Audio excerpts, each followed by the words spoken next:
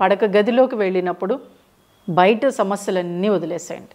ఎప్పుడైతే చాలామంది మగాడు కానీ ఆడది కానీ ఇంట్లోకి లోపలికి చక్కగా పడుకుందామని వెళ్ళేటప్పటికి ఆ రోజు ఇలా ఉన్నాం, ఈరోజు ఇలా చేసావు, లేకపోతే దీనికి ఇది కావాలి అని బెడ్రూమ్లో మొదలు పెడతారు. ఆ ఎట్టి పసులు చేయదు. చక్కగా లవ్లీగా మాట్లాడుకోండి, సరదాగా మాట్లాడలేదు. సినిమాలో మంచి సీన్ ఏమైనా మీకు నచ్చిందంటే అప్పుడు కాసేపు మాట్లాడుకోండి.